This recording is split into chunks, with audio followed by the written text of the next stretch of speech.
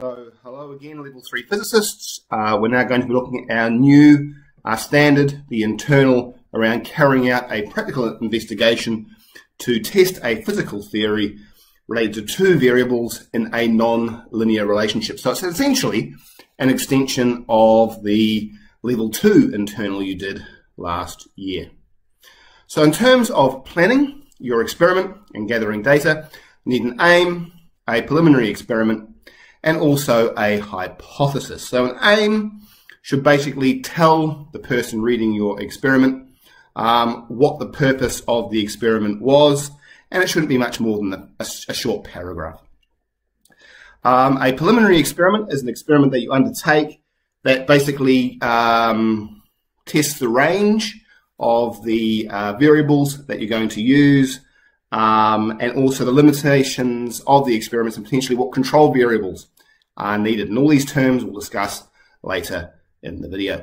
And the hypothesis is basically linking your experiment to relevant physical or physics theories, and also any assumptions that you make incorporated in your investigation. For example, gravity will be assumed to be 9.8 meters, 9.81 meters per second, and you're basically making a prediction based on the physics.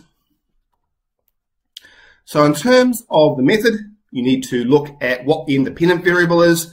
Okay, so the independent variable, which you should already know, is the one that's being changed by you, and you have to identify and justify the range, test at least 5, but I'd expect you to do more because you're level 3. Describe how you can increase the accuracy of how you're measuring the independent variable. Describe any challenges that you underwent when you did the experiment, and also determine the uncertainties in your independent variable. And the uncertainty aspect is something new from level 2. So in terms of the dependent variable, or the thing that changes due to you changing the independent variable, again, you have to test at least 5 different values for your dependent variable. I expect a bit more. Describe how accuracy has been increased in measuring the dependent variable, how you did that, or the problems associated with finding the accuracy of that dependent variable, and also to determine the uncertainties around the dependent variable. Again, an extension of what you did in level 2. So in terms of the control variables, you have to state them, what you controlled, and also how they would significantly affect the results from your experiment. Describe the methods that you use to control your control variables. Explain their effect on the experiment if they didn't get controlled by you as an experimenter, and also determine the uncertainties in the control variables. So in terms of key terms, which you probably haven't seen in level 2, random error is something you need to focus on in your experiment. So it's basically above or below the true value that you're trying to find, and usually due to the limitations in the scientific equipment that you're using. Also the conditions. For example, it's very hard to control the temperature in a classroom, for example. Systematic error usually is due to an instrument or method error, okay, and that means there's something wrong with your method or your instrument. So for example, it's not zeroed correctly, would be one example of a systematic error.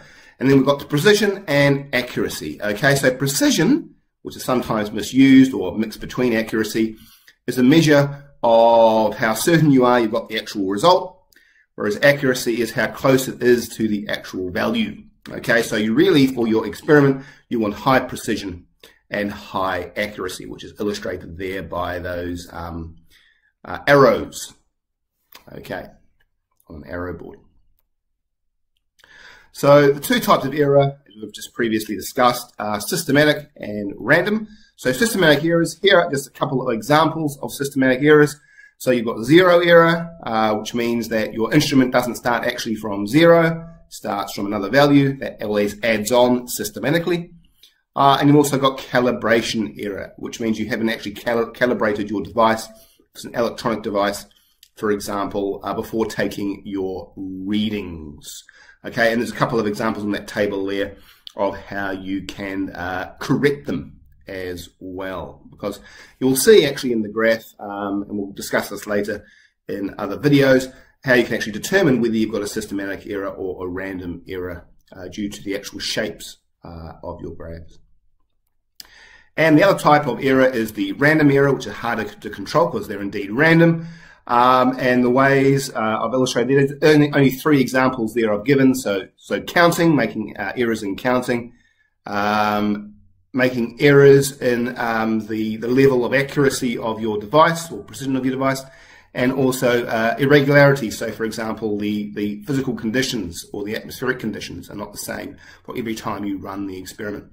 And random error is just what you would normally get in terms of physics experiments, but we reduce random error basically by using a larger range, and also by doing 3 trials for each value in that range, at least 3 trials, and then averaging them out. So that kind of averages out the random error. So in terms of determining absolute uncertainty, unless it's actually on the instrument itself, the absolute uncertainty can be measured essentially in 2 different ways.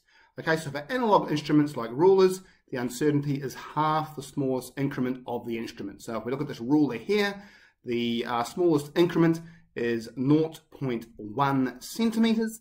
So therefore, half the smallest increment will be 0.05 centimeters.